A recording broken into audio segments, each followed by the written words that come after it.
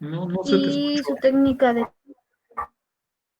construcción, su la, ¿me escucha, profe? Entrecortado.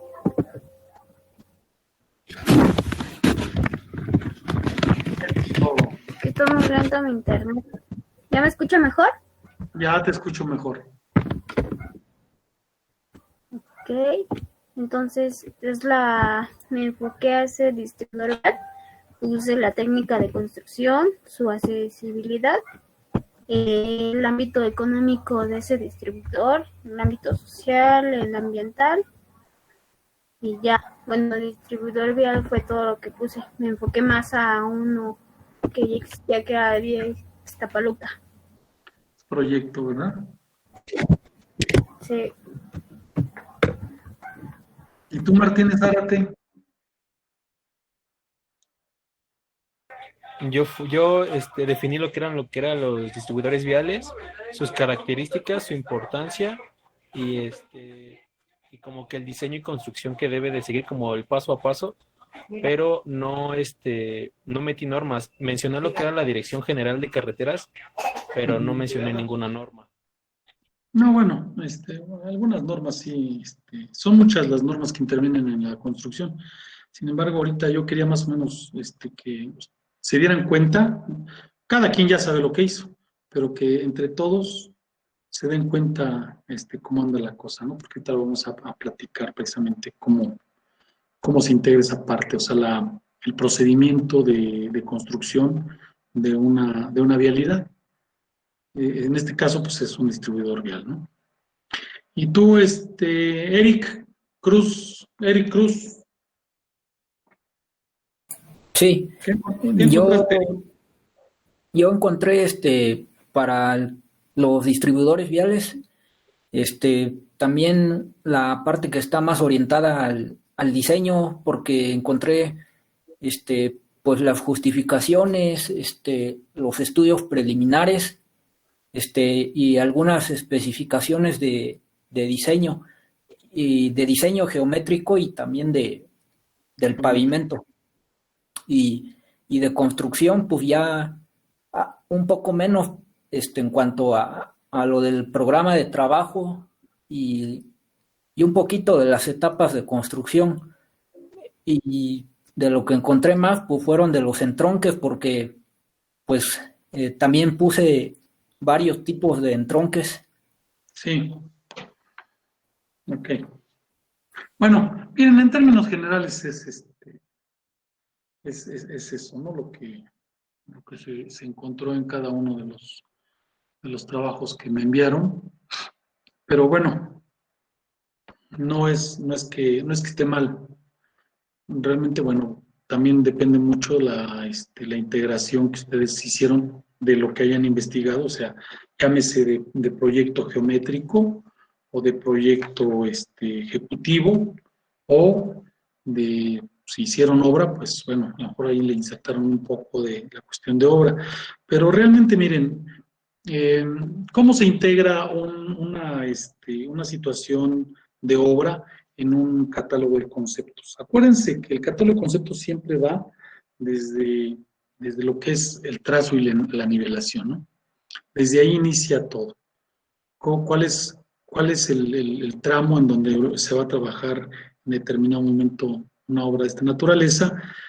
¿Cuál es el recorrido, el kilometraje, los anchos, o sea, los derechos de vía? Porque aquí hay una cosa también importante, que el derecho de vía es un ancho que se deja disponible para una cierta vialidad. Pero en este caso también existen los anchos de carreteo, que en este caso es el ancho de la vialidad, que pues sí difiere luego en cierto momento pues, el ancho. Se dice que tenemos 40 metros de derecho de vía, pero puede ser que una de las vialidades tenga solamente 16 metros construidos, 8 de cada lado, que sirva para 2 carriles. Si ya es más grande, bueno, pues va a servir para más carriles. Pero eso es importante que lo sepan porque eso es parte del procedimiento constructivo de una vialidad. En este caso, intervienen dentro de este tipo de vialidades que son los distribuidores viales y los entronques viales, tienen que ver mucho con la cuestión del desalojo de la cantidad del flujo vehicular que hay en las ciudades, ¿sí? Y para ello, pues se utilizan las mismas vialidades, las que se tienen ya disponibles, pero de manera elevada en algún momento, ¿no? El distribuidor vial, bueno, pues se va a meter en una manera elevada. ¿Y eso qué provoca? Pues que se haga una estructura que tiene características de un puente, ¿sí? Porque, bueno, en este caso es un puente elevado, que es a base de una estructura de concreto. O puede ser también inclusive combinado de estructura metálica con concreto. No todos son de puro concreto, pueden estar combinados en determinado momento. Y hay muchos, inclusive aquí en la ciudad, que están combinados. Bueno, partiendo de ahí, de ese trazo y nivelación, ¿qué tenemos seguido? Yo quisiera que me ayudaran. Digo, porque ustedes también lo saben, de alguna manera porque los han visto, porque lo han leído, porque se los han platicado en la escuela, porque, pues no sé, se han informado de algunas otras fuentes en donde tienen de cierta manera el conocimiento de la construcción de ese tipo de estructuras. Entonces, yo sí quisiera que lo vayamos armando entre todos, porque bueno, yo les puedo platicar ahorita, pues esto es así, y así, y así, y así, pero pues no es el caso, ¿no? El chiste es que sea participativo todo esto, para que todos, precisamente con el trabajo que ustedes llevaron a cabo, pues se arme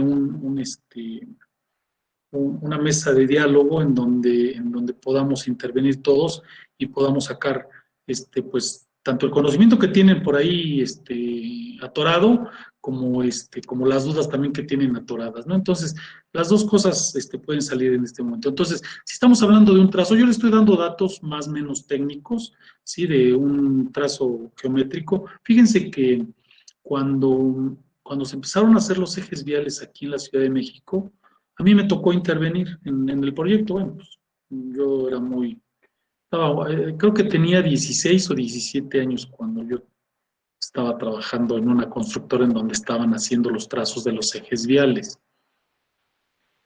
Realmente, pues, esto, ¿qué les puedo decir? Yo no era ingeniero, era un estudiante que estaba trabajando en una constructora. Yo trabajé desde muy chico en una constructora. De hecho, yo no conozco un trabajo diferente que no sea una constructora. Yo siempre trabajé en una constructora.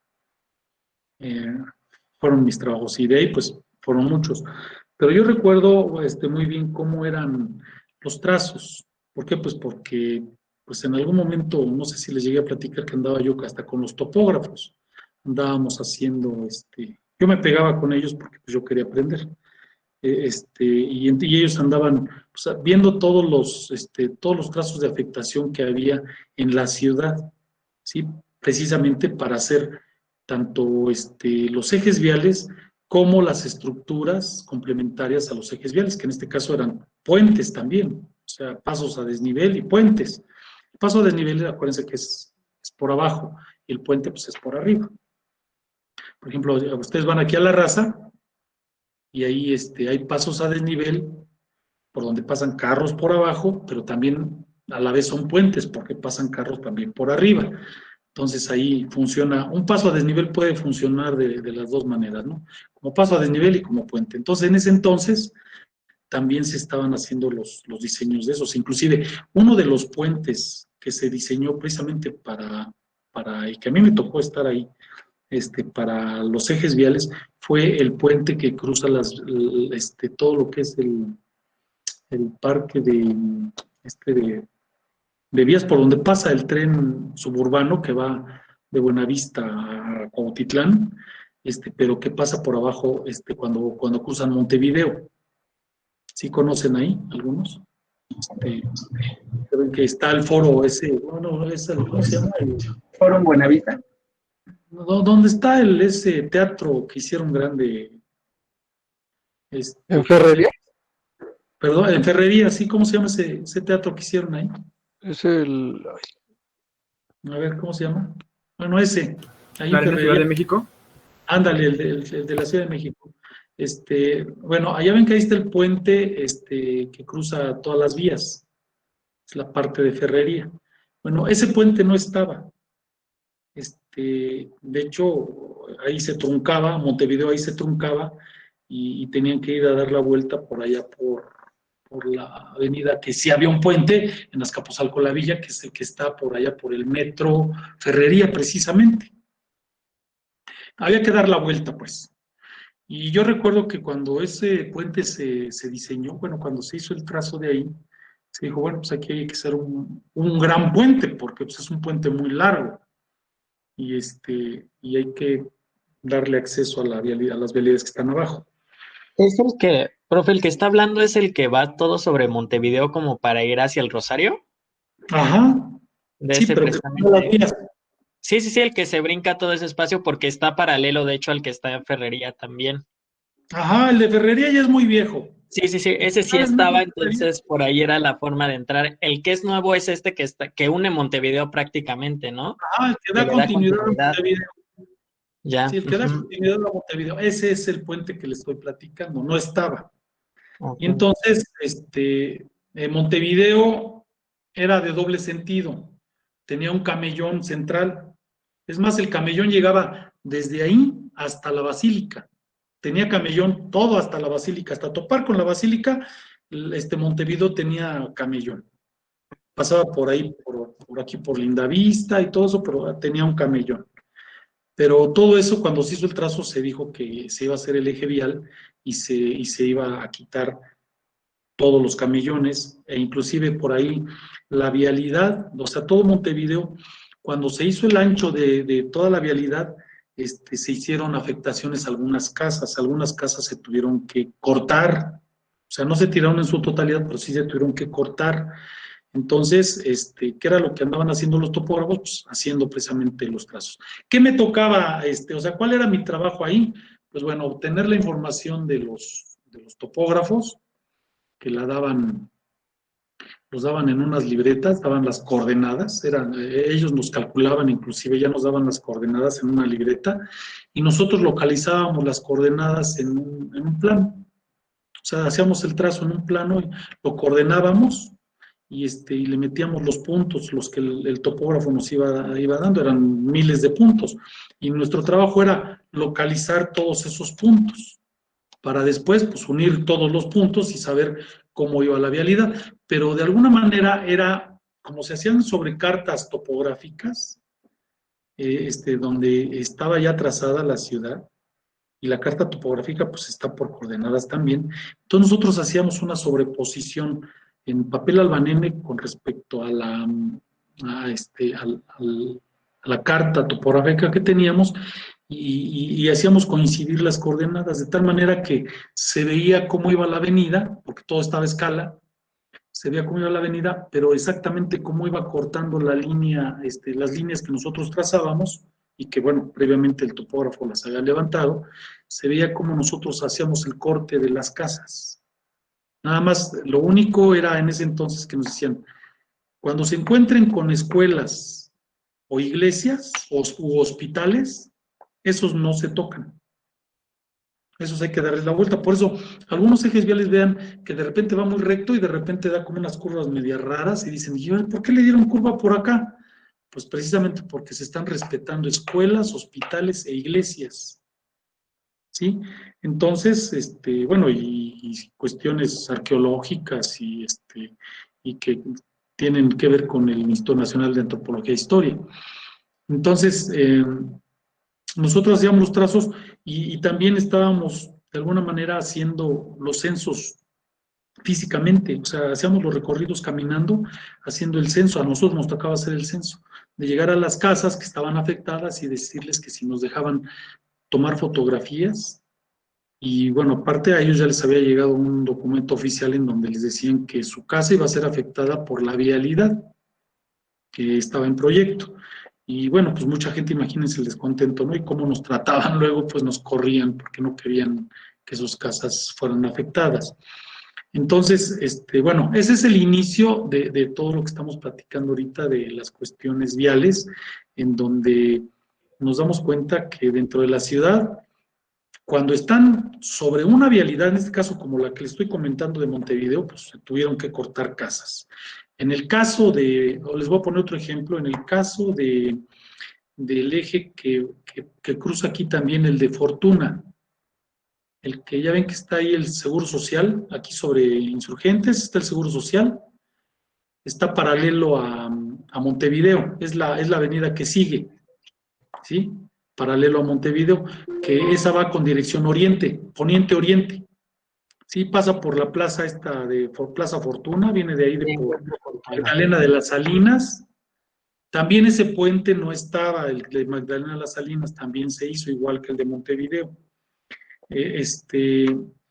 Y luego pasa uno, viniendo de allá de Magdalena de las Salinas, pasas Politécnico y luego pasas Insurgentes y luego se hace muy ancha la calle. Se han visto esa avenida, ¿no? Ese eje vial. Bueno, los que lo hayan visto. Bueno, ahí sí se tiraron casas completas, porque el trazo que nosotros hicimos afectaba, no sé, tal vez 2 casas, ¿no? 2 lotes los afectaba en todo el ancho. Más bien en todo el largo, porque era el corte, era transversal y era todo el largo para para los lotes. Entonces, ahí fueron como 2 lotes los que así que se cortaron y a la gente pues se les tuvo que reubicar o comprar en esa parte. Pero dense cuenta que llegando ahí a Calzada de Guadalupe, a la Calzada de Misterios, ahí se hace un poco angosta la calle también. Ahí hubo un problema legal en donde el gobierno perdió y esas casas no las pudieron quitar. O sea, por eso se angosta ahí la situación, porque esas casas no las pudieron quitar. Y luego se vuelve a ampliar más adelante, ya pasando Calzada de Guadalupe. Bueno, ese es el inicio precisamente de todo lo que estoy comentando. Bueno, entonces, después de que se hacen los trazos, ya en vialidades como estas que son sobre terreno natural o sobre las mismas vialidades que ya están construidas, la segunda opción fue hacer ya distribuidores viales elevados, ¿sí? Poniéndolos sobre la misma vialidad. Y bueno, ¿cómo es el trazo de un distribuidor vial? En este caso, ya son elementos elevados, son estructuras elevadas. ¿Cómo se hace? Bueno, se saca, de entrada se sacan los centros de las avenidas, cuál es el centro del ancho de las avenidas, y por ahí se pasa todo el trazo. ¿Sí? Y se levanta el distribuidor de tal manera, o sea, la altura que va a tener un distribuidor vial es precisamente la altura que libra todas las instalaciones actuales de la ciudad. Llámese postes, llámese algunas casas, edificios. Nótese que de repente el distribuidor vial sube, baja, precisamente ¿por qué? Porque en algunos momentos las alturas se prestan para llevarlos no tan alto, con tanta altura, porque entre más altura, pues es más costoso el distribuidor vial.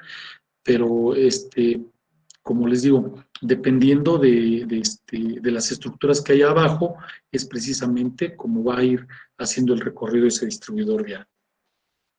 Pero ¿cuáles son, aparte de que, bueno, ya tenemos el trazo central de la vialidad, cuál es lo que sigue?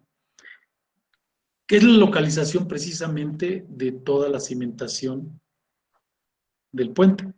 Lógicamente mediante un proyecto que se tiene contemplado, ¿sí? Se hace la localización de todos los apoyos que va a llevar el puente. Claro que esta localización depende del cálculo estructural que se tenga, porque bueno, no van a poner apoyos nada más muy largos porque pues, no pueden poner apoyos intermedios. Ahí se hacen cálculos estructurales y pues hay un máximo y hay un mínimo para poner precisamente esos apoyos. Una vez, eso se define ya en proyecto, dependiendo, como les digo, del cálculo. Una vez que ya se localizaron todos los apoyos, bueno, pues se hacen las excavaciones respectivas, ¿sí? Para poner los apoyos. En algún momento el apoyo puede ser localizado en el mismo sitio central donde se está colocando el apoyo de la estructura, o sea, al centro, con dimensiones hacia los lados y hacia lo largo, ¿sí? Para colocar una zapata. Pero bueno, ahorita vamos a hablar de una zapata aislada, pero también dentro de esas zapatas aisladas, nótese que hay zapatas que son zapatas ligadas, que no son aisladas, están ligadas con otra zapata precisamente para darle rigidez a los elementos estructurales de la cimentación de las estructuras de esos puentes, ¿sí? Entonces, esas estructuras, vamos a hablar de la zapata, como les digo, de la zapata aislada, esas estructuras lo que tienen es que tienen una profundidad, pero bueno, también depende mucho de la altura. Si tiene demasiada altura, el puente, por equilibrio propio y por peso propio de la estructura, entre más alto sea, pues más inestable se vuelve, ¿sí? Y pues lo que hay que hacer es precisamente darle estabilidad al puente. ¿Cómo se hace? Bueno, primero, si no es muy alto el puente, las zapatas son someras. ¿Qué quiere decir someras? Que no están muy profundas. La zapata se hace una excavación a una profundidad de algunos metros, 4 o 5 metros, se coloca la zapata, se coloca el lado de cimentación y ahí se conecta la columna que va a servir para soporte del propio puente, de los elementos estructurales, en este caso de las traves, que son en este caso también las ballenas, que ustedes conocen como ballenas. Entonces ahí voy a explicar un poquito cómo es la cimentación de ahí. Se hace la excavación, se llega hasta terreno natural, vamos a pensar que se hace una excavación a 5 metros. Se estabiliza el fondo. ¿Qué es estabilizar el fondo? Se le da cierta, bueno, ya lo comprobamos aquí con lo de la vialidad que Flores Santana nos hizo favor de explicarnos. Sí, ya lo vimos que ahí la estabilización es agregar un cementante precisamente al terreno natural para darle cierta rigidez, ¿sí? Cierta cohesión, incrementarle la cohesión. ¿Para qué? Pues para que no haya una disgregación de partículas y pues lógicamente que también hay una compactación en esa parte. Luego, dependiendo también de la profundidad, se le va a agregar un filtro. ¿Qué es el filtro? Se le agrega un material triturado, que puede ser tezontle o puede ser grava basáltica triturada, ¿sí? En el fondo. ¿Y por qué les digo filtro? Porque son camas que pueden ir hasta de los 50 centímetros de espesor, ¿sí? Porque se supone que a esas profundidades ya el suelo tiene mucho contenido o puede contener mucha agua, ¿sí? Hay flujo de agua. Y si nosotros interrumpimos ese flujo de agua por una estructura que estamos colocando, lo único que estamos haciendo es que obstaculizar precisamente ese flujo y que en determinado momento el agua no se va a detener. O se incrementa el volumen de agua hacia arriba o va a buscar salidas y eso va a provocar en determinado momento socavación de la estructura en el interior de la cimentación. Entonces, esa socavación que va a provocar pues, que la estructura se deforme y que la estructura tenga problemas de estabilidad y estructuras de soporte. Entonces, hay que darle salida a esa agua. ¿Cómo? Mediante un filtro que es precisamente lo que estamos comentando ahorita, de una grava triturada, que puede ser de roca triturada o puede ser de tezontle triturado también, bueno, de ciertos tamaños, las partículas, bueno, los tamaños de los materiales. Eso pues se puede graduar, y eso lo va a indicar el laboratorio en determinado momento de la mecánica de suelos, de cómo se debe de hacer. Una vez que ya colocamos ese filtro de grabado de tezontle, se coloca una losa de cimentación. La losa de cimentación puede ser armada o puede ser de concreto simple, ¿sí? Dependiendo del proyecto y dependiendo de la distribución de las cargas hacia el suelo y del peso de la estructura, lógicamente. Eso también lo marca el proyecto, pero ahí puede ser de concreto simple o puede ser de concreto armado. ¿Para qué sirve esa capa de concreto simple o concreto armado? Sirve precisamente para aislar un poquito del terreno, los concretos que nosotros vamos a colocar ahí, que en este caso es la zapata, ¿sí?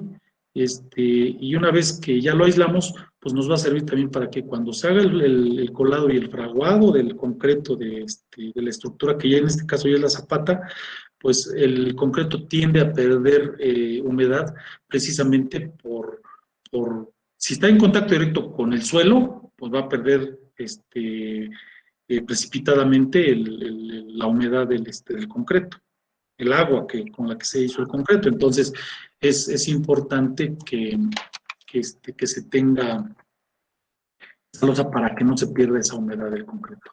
Es como una plantilla, ¿no? Para que dé estabilidad. ¿Perdón? Es como una plantilla en la cimentación. Ándale, es como una plantilla, exactamente. Exactamente, es como una plantilla. Y bueno, ya de ahí se hace el desplante se hace el armado de la zapata y del dado de cimentación, y se dejan las preparaciones para los postensados, porque ahí las columnas se van a postensar. Regularmente van postensadas. Ahorita les voy a decir por qué. Bueno, se hace el armado, se dejan las preparaciones para los postensados y para las anclas, y se hace el colado del dado y de la zapata. Una vez que ya se tiene eso, ya se tiene pues prácticamente a nivel de superficie, a nivel de lo que es ya la vialidad. Y ya de ahí se hace la conexión, ya sea por medio de placas, ¿sí? O por medio de darle continuidad al concreto, con todas las varillas que se dejaron preparadas precisamente para el colado de las columnas, ¿sí?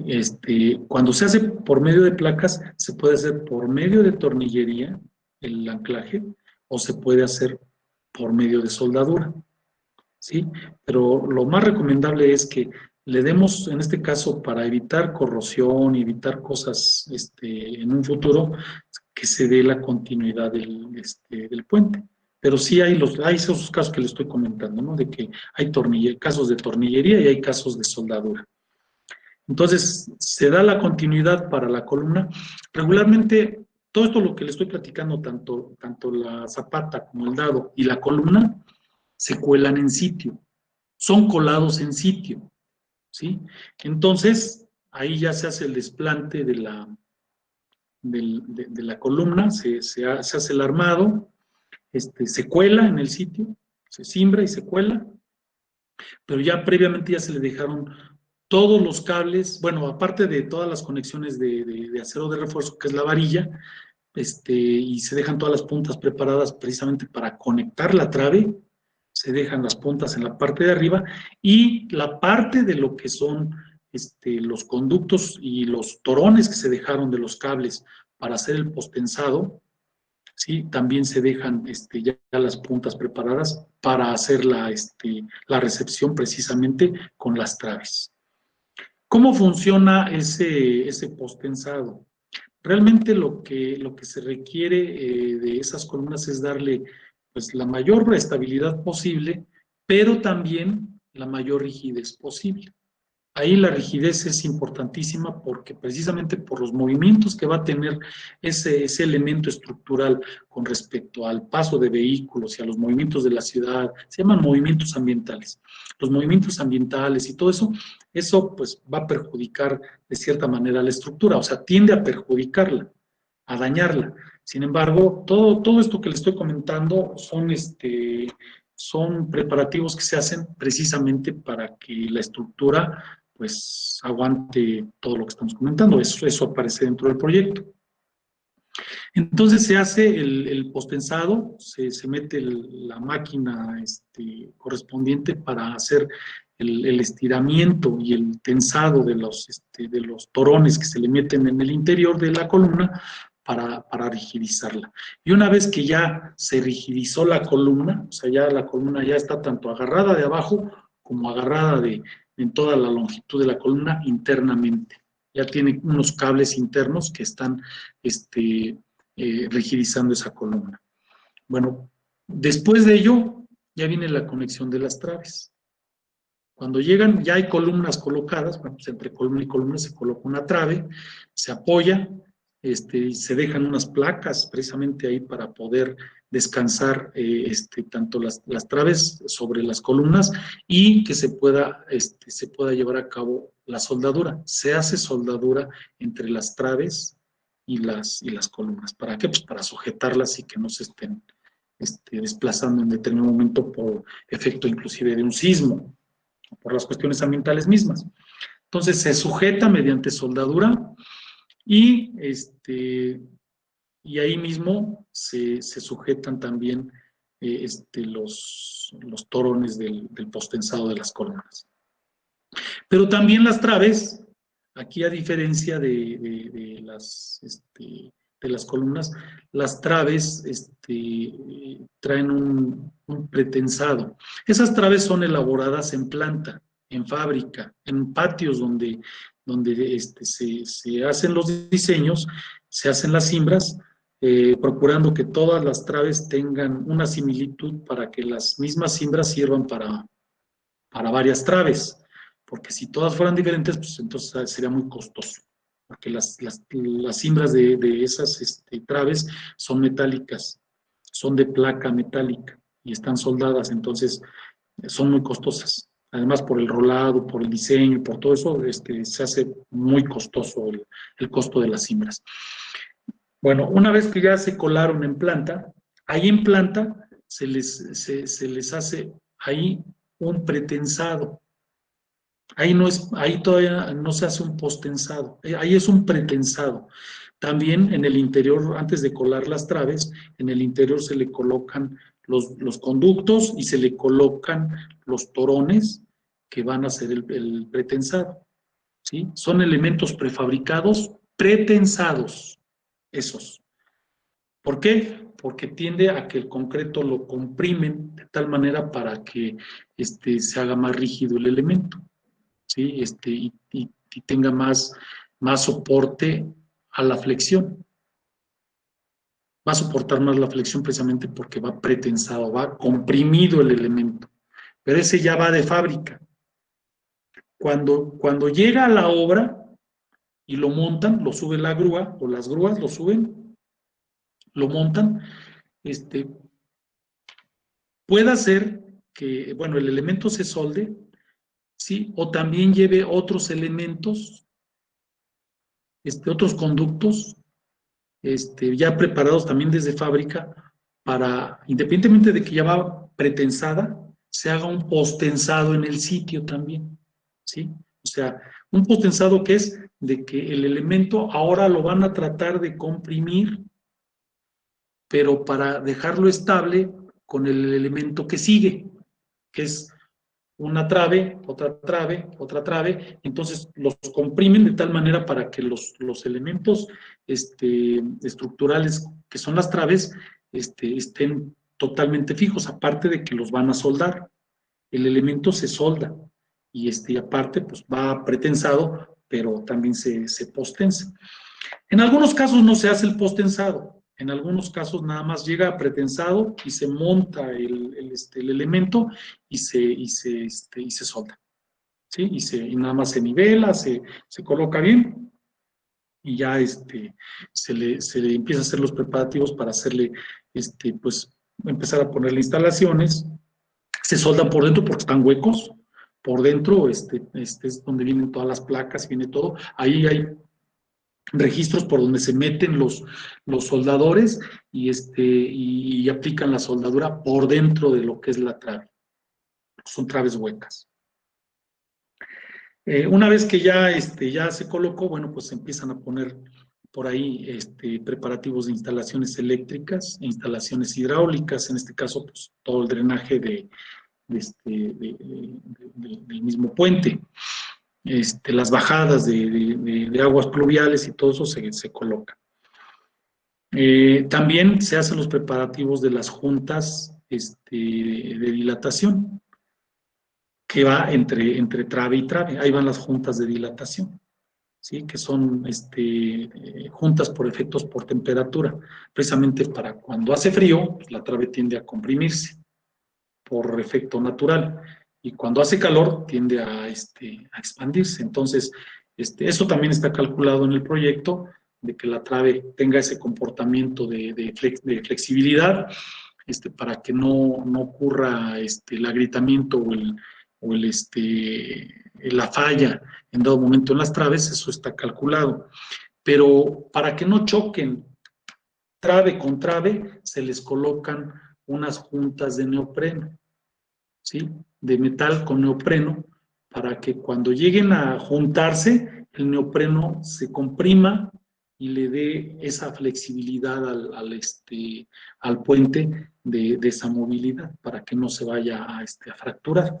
Entonces también eso es importante comentar, de que en cada unión que tenga de trave con trave va una unión de una junta de dilatación. Entonces esa junta de dilatación pues es importante.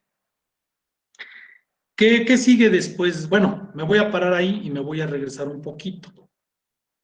¿A qué? A la cimentación, o aún mucho. Ahorita le seguimos con esa parte. ¿Qué pasa cuando el puente tiene demasiada altura? Cuando el puente tiene demasiada altura, entonces la cimentación tiende a ser más profunda, ¿sí? Para darle estabilidad precisamente al puente. Pero hay veces que,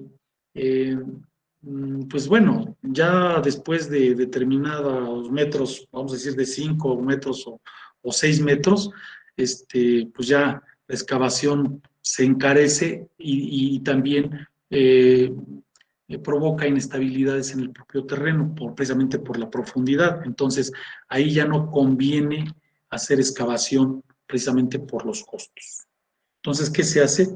Pues en determinado momento, en lugar de excavar 5 metros, bueno, pues excavo 3, y a partir de 3 metros se meten pilotes. Sí, se hincan pilotes. Hincar significa meter, clavar un elemento en el suelo. A eso se le llama hincar. Cuando ustedes escuchen esa palabra de hincar, quiere decir que están penetrando con un elemento estructural el suelo. Sí, están hincando. En este caso se hincan los pilotes. Una vez que ya se hincaron, bueno, se empiezan a hincar los pilotes, se hace una retícula precisamente del tamaño de la zapata. ¿Para qué? Bueno, ya el largo del pilote dependerá también del proyecto, de la mecánica de suelos y de todo eso. ¿Para qué? Pues para que pueden ir los pilotes a 10 metros, a 20 metros, a 30 metros, dependiendo de la mecánica de suelos y de la altura del puente y del peso y de toda de la estabilidad del puente. De eso depende la profundidad. Pero bueno, vamos a decir que la profundidad que sea. Hincan el pilote, hacen una retícula, o sea, un pilote lo ponen a cada metro, a cada 50 centímetros, uno entre otro, pero hacen una cuadrícula, precisamente al tamaño de la zapata. ¿Para qué? Para que ahí abajo de la zapata, bueno, más bien, sí, abajo de la zapata van a estar esos pilotes que van a ser el sustento precisamente de la zapata y de toda la estructura del puente. Entonces, eso va a ayudar precisamente a la estabilidad, pero esos pilotes se van a conectar con, con la zapata, con la estructura de la zapata, con el acero de refuerzo de la zapata. Van a ligarse ahí. ¿Para qué? Para que el elemento, cuando se mueva conjuntamente con los pilotes. O los pilotes eviten también el exceso de movimiento de la zapata. ¿Sí? Y además, pues va a dar más estabilidad por la profundidad precisamente del pilote. Ya después de ahí, pues ya es todo lo que ya comentamos. Yo nada más quería hacer ese paréntesis de que hay esas dos situaciones en el caso por la altura del puente, por la estabilidad y por el peso de la estructura, de la superestructura que se le llama, es una cimentación u otra, ya sea la excavación, como les expliqué, la zapata para arriba, o una cierta excavación, se hincan los pilotes y de ahí se desplanta la zapata y de ahí para arriba, para que tenga mayor sustento. Esas son dos situaciones. Y eso ocurre, como les comento, y soy repetitivo en eso, de que dependerá del peso de la estructura y dependerá de la altura también del puente. ¿Sale? Bueno, entonces ahora sí nos regresamos a la parte de lo que es ya colocadas las traves. Bueno, ya como se colocaron las traves, en la parte de arriba ya también se prepararon instalaciones, se prepararon, instalaciones de lo que sea, llámese hidráulicas, llámese eléctricas, o de algún otro tipo de instalación para alumbrado público, inclusive, y las juntas que estamos comentando. Y se preparan también pues, las coladeras y todo lo que vaya allá arriba, ¿no? Se empieza como el diseño del puente, en ciertos momentos va a tener ciertas inclinaciones precisamente por las curvas que existen. Acuérdense que cuando existe una curva en una vialidad, si existe una curva, tiende si existe a la derecha, bueno, yo lo tengo ahorita aquí a la derecha, tiende a inclinarse la rasante, lo que es la trave, en este caso. Se inclina la trave y ahí, bueno, pues es precisamente para que cuando el vehículo vaya en la curva, el mismo vehículo la curva lo lleva. Es más, una prueba podría ser que alguien fuera en un vehículo con una vialidad que tenga esa inclinación, ese peralte, que tenga esa inclinación la curva y que en ese momento cuando alguien vaya manejando suelte el volante. ¿Y qué va a hacer el carro? Solito va a dar vuelta. Tiende a dar vuelta solito el carro. ¿Por qué? Porque el peralte va a obligar a que el vehículo gire hacia donde está peraltado. ¿Sí? Entonces, por eso es importante esa inclinación. Bueno, aquí hay una situación que a veces la trave, por diseño propio y por también el grado de curvatura que tenga ahí la vialidad, no se puede aperaltar tanto, o sea, inclinar tanto la trave. ¿Por qué? Pues por estética, por mismo diseño, por lo que quieran. No se puede aperaltar. Entonces, ¿qué se hace? Pues se pone la trave, aún con una cierta inclinación nada más, y lo demás se compensa con material, ya sea que se meta un relleno o que se meta simplemente una capa de concreto, ¿sí? Con el espesor que se requiera. Entonces, en esa parte, se le llama, en esa parte de la ala, o en ese hombro de la vialidad, ala u hombro, como quieran nombrarlo, en ese hombro de la vialidad tendería a ser la estructura más pesada, ¿sí? Precisamente por la curva. Entonces, ahí lo que hay que hacer es precisamente compensar ese peso de tal manera para que la estructura quede estable, porque si no, ahí tendería la estructura a ser más pesada y tendería a colapsarse más fácilmente. Entonces, ahí lo que se hace es que se hace una compensación de que el centro de gravedad se desplace un poquito nada más, para que ayude precisamente a que ese cuerpo que se tiene de ese lado, como está más pesado, tienda a hacer la bajada de cargas precisamente por ese centroide, por esa bajada de cargas. Entonces, digo, son detallitos, ¿no? Que hay que contemplar dentro del proyecto. Claro que no vamos a entrar a un proyecto a detalle porque, pues, les digo, no nos alcanzaría el tiempo. Entonces hay que platicarlo nada más en términos generales, cómo está la situación, para que ustedes lo comprendan. Bueno, una vez que ya se tiene los peraltes, los rellenos, todo eso, si se requiere hacer una nivelación en la vialidad, pues se va a meter una capa de concreto. Se llaman una capa de compresión, se llaman capas de compresión. Se va a meter una capa de compresión para hacer la nivelación en la parte superior de la estructura del puente. Una vez que ya está esa capa de compresión, ese es un concreto de 300 kilos por centímetro cuadrado, más o menos. Son concretos muy, muy resistentes. Y luego sobre ese concreto, son concretos simples. Ya ahí arriba la capa de compresión ya no lleva un acero de refuerzo, ya son concretos simples. ¿Sí? Ya nomás es para hacer nivelación. Sobre esa nivelación, pues ya se mete, bueno, sobre los lados ya se empiezan a meter guarniciones y a instalaciones en los lados. Y ya, cuando se tiene todo eso, entonces ya se mete la carpeta asfáltica. La carpeta asfáltica puede ir de los 7 centímetros hasta los 15 centímetros, dependiendo del tránsito de la vialidad y el diseño de la vialidad, pero puede ir desde los 7 centímetros hasta los 15 centímetros. Claro que ya es muy rara la de 15 centímetros, pues son carpetas muy gruesas. Una intermedia es la de 10 centímetros. O sea, se ponen unas capas de 10 centímetros y ahí se hace la carpeta. Ya después de la carpeta, pues ya vienen todas las obras complementarias. ¿Qué son las obras complementarias? Porque aquí yo sí quisiera que dentro de lo que ya es una obra, llámese la obra que sea, ustedes deben de definir lo que es una obra inducida y una obra complementaria, porque ahí ha habido a veces confusión en los términos. ¿Qué es una obra inducida?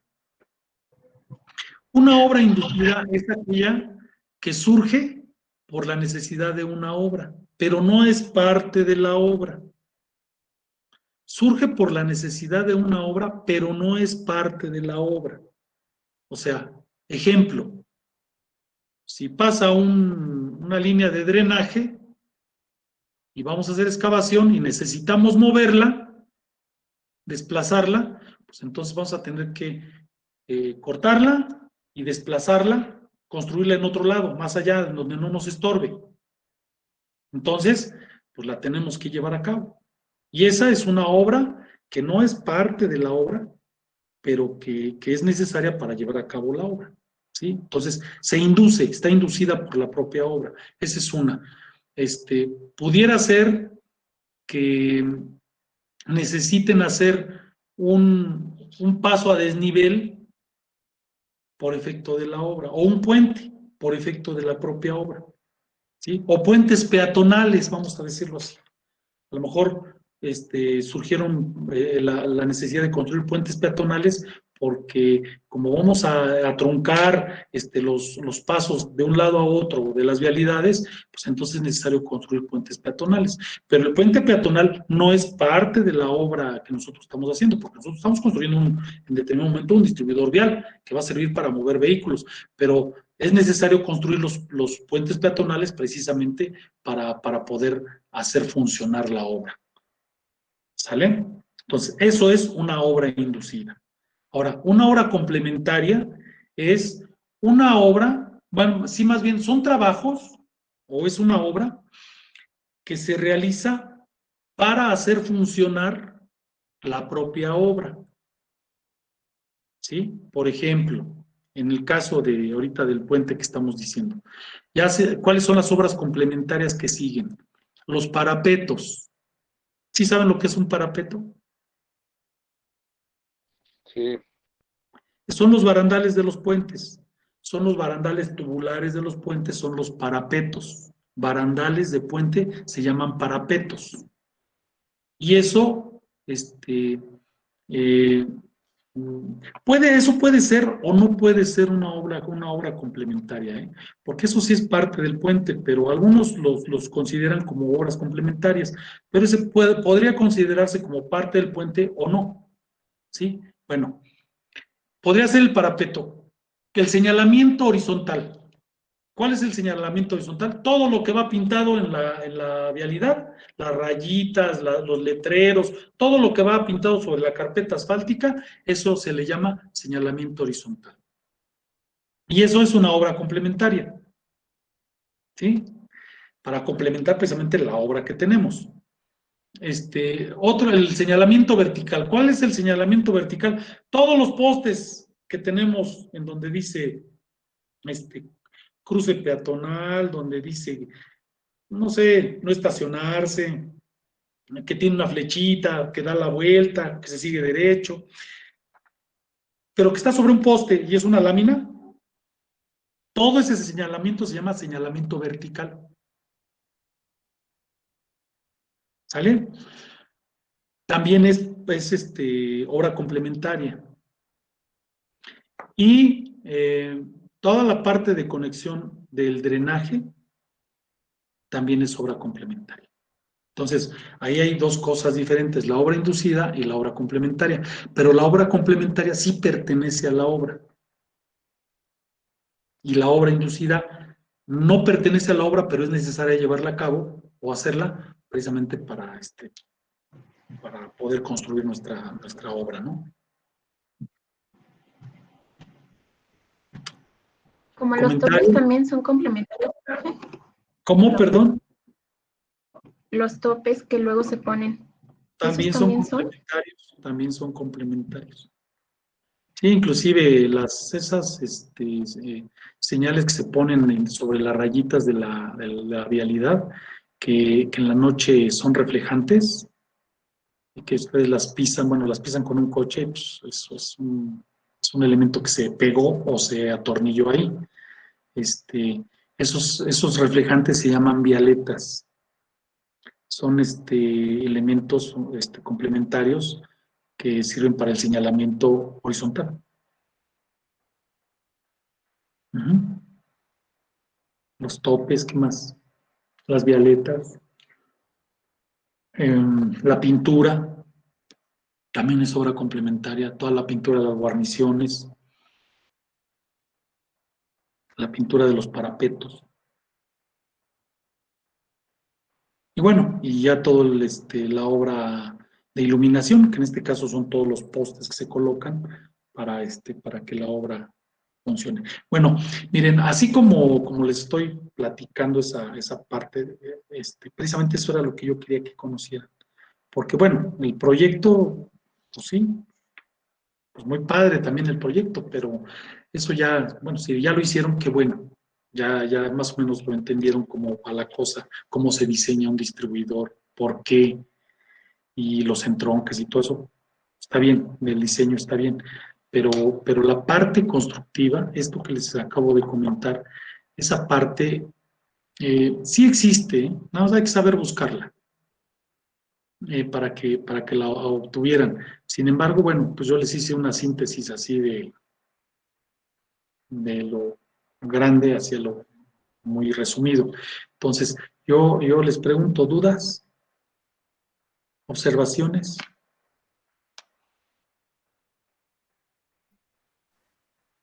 ¿No? Pues es Así que de sí, todo, bueno, lo que dijo fue como si hubiera sido un proyecto de caminos, por así decirlo, porque pues es en el diseño geométrico, todo lo que usted dio. bueno, el diseño, En la parte de arriba en la superestructura. bueno, arriba de la superestructura, así es. Sí, o sea, era un proyecto así, más o menos como un proyecto, un diseño geométrico. Bueno, pues en mi caso, lo este, de que se compensaba en las curvas, Ajá. Eso yo no lo sabía. Yo pensé que así estaba ya el Es que diseño. dependiendo, como les digo, dependiendo del grado de curvatura, si la curva está muy cerrada, se tiene que aperaltar más, se tiene que inclinar más. Pero a veces, si el elemento lo tratas de inclinar mucho, no es conveniente, precisamente por lo que estamos comentando, ya sea por estética o por cuestiones ya de equilibrio, ¿cómo se dice? No fue la palabra, de equilibrio bueno, principalmente de equilibrio, ¿no? Se me fue la palabra. Este, y eso, pues, puede ser que se compense un poco por el aperaltado del propio elemento, más lo que se incrementa precisamente por el peso del relleno que se le mete en la parte de arriba, ¿sí? Que regularmente no son rellenos granulares, ¿eh? Ya no es muy recomendable, ¿por qué? Porque en la parte de arriba del puente si es muy dado de que sí le penetre agua a lo que se vendría siendo, vamos a decir, la subrasante. Y entonces, pues como ahí si fuera un material granular, vamos a decir un tepetate que le metieran ahí, bien compactado, pues a disgregar precisamente por un flujo que pudiera haber de agua ahí y pues va a haber problemas ahí de bacheos y de cosas muy prematuras. Entonces, regularmente lo que se hace es que sí se meten capas de concreto, ¿sí? Y ahí se hace la peraltada, pero nada más. ¿Más preguntas? No, profe. ¿No? Bueno, seguido de ello, bueno, es muy similar la parte de lo que es la construcción de los trenes, bueno, del tren ligero en este caso y del metro, de los derechos de vía de los trenes. Es muy similar, dado que también sobre el terreno natural se tiene que hacer una caja, o sea, una excavación en caja, en todo lo largo, para mejoramiento precisamente de la superficie de rodamiento o de lo que es la subrasante. Ahí sí se puede meter materiales de tepetate, en este caso, y se puede meter inclusive bases hidráulicas. La base hidráulica siempre lleva un cementante, lleva una proporción así como lo comentaba su compañero Flores Santana, de que lleva un porcentaje de cemento, precisamente la base hidráulica. ¿Para qué? Para hacerla más rígida, la superficie, y que tenga hasta cierto grado una permeabilidad adecuada para que no haya una disgregación de materiales por efecto de escurrimientos. Bueno, una vez que ya está esa parte de lo que les estoy mencionando de la base hidráulica, también ahí ya sobre de ello se hace el desplante puede ser de concreto hidráulico o puede ser de concreto asfáltico. Regularmente son de concreto hidráulico, ¿sí? Pero también puede ser de concreto asfáltico. Una vez que ya se deja el carreteo, en este caso porque el concreto asfáltico va a servir para en este caso los trenes ligeros que pudieran ser también neumáticos, en ese caso, pero en el caso que son por vía, ahí se coloca concreto hidráulico y sobre el concreto hidráulico se coloca lo que es el balasto. Sí, que son la roca que se le coloca de basalto en la base de lo que son los durmientes. Pero aquí hay una situación. A mí me comentaban que en otro grupo que ellos sabían que se hacía de tezontle. No funciona de tezontle, les voy a decir por qué. Porque el tezontle es espuma volcánica y es un material que no tiene mucha capacidad de carga. Entonces, no es muy recomendable utilizar ese material, que es muy bueno porque es ligero, porque pues sí se usa mucho en la construcción. Sin embargo, para este tipo de obras no es muy recomendable precisamente por la baja capacidad de carga que tiene.